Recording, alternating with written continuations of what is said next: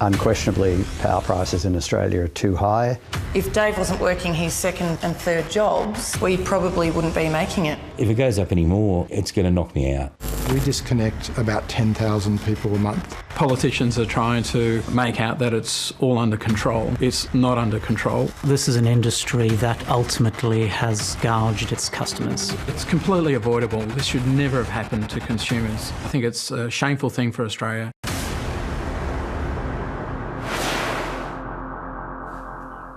For many Australians, paying the power bill eats up more and more of the household budget. But why are we paying so much? We know that networks have overspent on poles and wires, and retailers have made millions with confusing and complex contracts. But in the first of a three-part series, 7:30 can reveal another reason: price gouging by the biggest players in the energy generation market. This story from Liz Hobday and producers Chris Gillette and Danny Tran.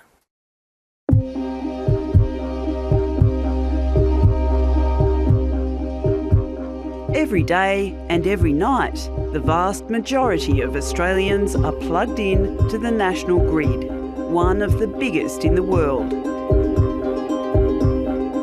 The power grid is under pressure. So how did we get here?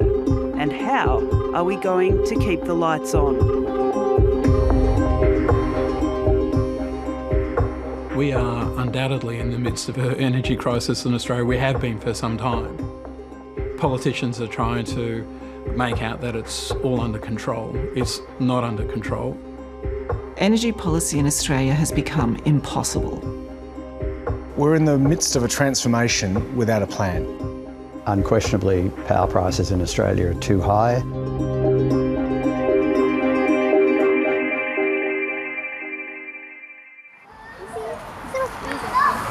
I love you. I love you too. You know, I think to live in Sydney these days comfortably, you need to be on a six-figure salary. David Boyd is on a part-time wage. His power bill is due. After rent, he's left with just $300 a fortnight to cover food, bills and medical expenses. I don't know where I can make any more cuts. If it goes up any more, it's going to knock me out. I'll be insolvent. Daddy, can we try and find the Harry Potter book so we can read it? He has no car or phone credit and needs charities to help him pay the bills. That's the hardest part, is that I had a life of luxury at one time and now it's the ultimate galling experience. And so I've had to learn to swallow my pride and basically go begging for my existence. It's the hardest thing, and you know, it's brought me to tears many times. For a man with very little, David Boyd is paying for a lot. His electricity bill is vastly more expensive than it was a decade ago. Not only does he pay for what he uses, he's also slugged for his retailer to read his meter and send him his bill, as well as for the upkeep of poles and wires. And things look like they'll just get harder. But David Boyd has been paying hundreds of dollars he should never have had to. 7:30 can reveal new research that's uncovered alleged price gouging by Australia's biggest power companies. And it all starts at Hazelwood. This was one of Australia's oldest and dirtiest brown coal mines. Now, in an effort that's costing hundreds of millions of dollars, the mine is being cleaned up. The power station will soon be demolished. We're being allowed inside. Globally, the world is transitioning away from brown coal, and so this is one of the biggest power stations at the moment that is being decommissioned. Hazelwood was built in the 1960s and privatised in 1996. It supplied about 20% of Victoria's electricity and about 5% of the power for the national grid. Despite the closure of coal-fired power stations in several states, 2/3 of Australia's electricity still comes from coal. This is a graph showing what's been powering Australia since 1990. As you can see, we've always been heavily reliant on black and brown coal. Even though wind and solar use is growing, 70% of our power still comes from coal. Before Hazelwood closed in 2017, the public was told power prices would increase. And they did. They skyrocketed. Australia's households are paying amongst the highest price for electricity of any country in the world. It never used to be like this. Researcher Bruce Mountain has spent 8 months analysing what happened to power prices when Hazelwood closed.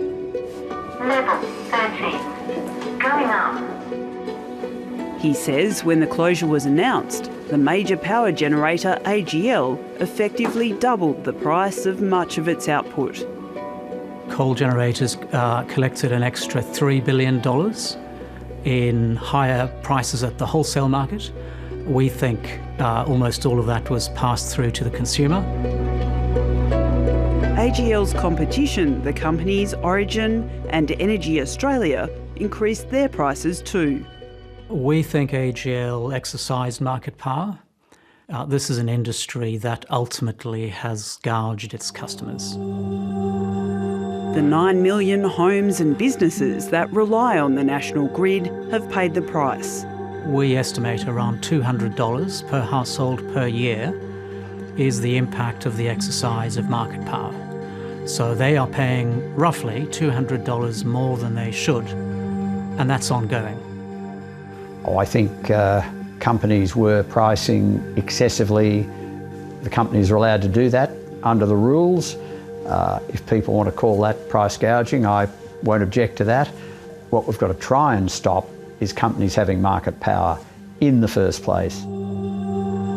Australia's national electricity market is highly concentrated. The big three companies control 70% of the retail market. At the same time, they produce almost half the electricity for the grid, giving them significant advantages over smaller players. The ACCC says AGL should never have been allowed to buy 2 coal-fired power stations in New South Wales because it feared there would be less competition. It was what we were most concerned about. It's happened and it's cost Australian consumers a lot of money. So it is concerning, it is very frustrating. Do you acknowledge that AGL put its prices up around that time? I think all participants saw price go up following the announcement of the closure of Hazelwood. When a closure is announced, the market starts to price in that change. Was AGL price gouging? When people talk about price gouging, what they're really talking about is price going up. So price definitely went up following the closure of Hazelwood.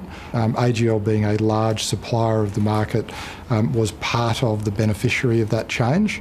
But it's meant that while pricing has gone up and that's provided more cash flow for us, we've also been ramping up what we've been investing in new supply. Was Energy Australia price gouging after Hazelwood closed? Energy Australia does not price gouge. Energy Australia is a responsible market operator who always offers our generation into the market in line with all the regulations and the way the market is to operate. When Hazelwood closed with no time to respond, the issue was not competition. The issue was the lack of supply. Take out a big generator with no replacement, you make supply and demand very tight, and it doesn't matter what your market structure is, you have no time to react and you get an energy price shock. Was Origin engaged in price gouging? No, Origin was not. In fact, there's been very forensic reviews by both the ACCC as well as the Grattan Institute, and have found no evidence. Origin has increased supply after Hazelwood closed by over 20%. At the time, the regulator was asking questions. With the short period of time that we had to conduct our review, we did not find evidence that generators were abusing their position to exercise market power. But it didn't have the power to speak directly to energy companies. Well, at the moment, our abilities are, in terms of information, are restricted. Did that strike you as something of a ridiculous situation to be in? Well, it struck me as somewhat frustrating. Consumers are suffering badly. It's completely avoidable. This should never have happened to consumers. I think it's a shameful thing for Australia to have got to this position.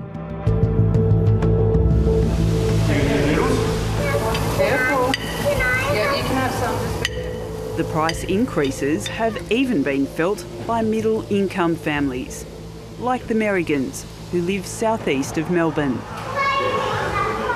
We look at cooking cheaper meals with cheaper meat. If we didn't, we wouldn't be able to pay our bills. That's kind of what it's come to. With Corinne studying, they're living on Dave's income and worrying about what they spend. Constantly looking at your finances. Always, every week. And when you're working so hard, like so many hours, and you're still grinding the numbers at the end of the day, like. We're earning good money as a family. Yeah. If Dave wasn't working his second and third jobs, we probably wouldn't be making it. Show me how good you can brush your teeth. Which one? One of their biggest costs is their power bill, at $50 a week. The last few quarters I've opened the power bill, my stomach has literally gone up because I thought, oh my goodness, how am I using this much power? They've had to make some changes. I'm thinking about the switches I'm turning off when I'm not here, so the toaster, things I never have thought about before. Power bills have increased dramatically. The last 6 months in particular, we've really noticed a sting on our bill, whereas 5 years ago it was a lot more affordable. In the last financial year, almost 128,000 Australians had their power cut off because they couldn't pay their bills. Victorians were the worst affected, with close to 34,000 people disconnected, up more than 18%.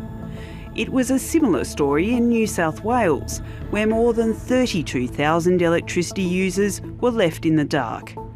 Tens of thousands of customers were also affected in Queensland and Western Australia. We worry a lot about disconnections because any disconnection obviously isn't a great result for the consumer or for the business. What we've found raises very profound questions for the design and operation and oversight of the market.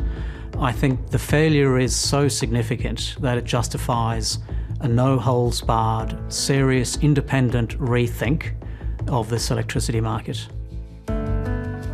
Currently, we are really struggling to get our savings up because of our everyday costs, including power, and mainly power, to be honest. That's our biggest bill at the moment, our biggest cost of living.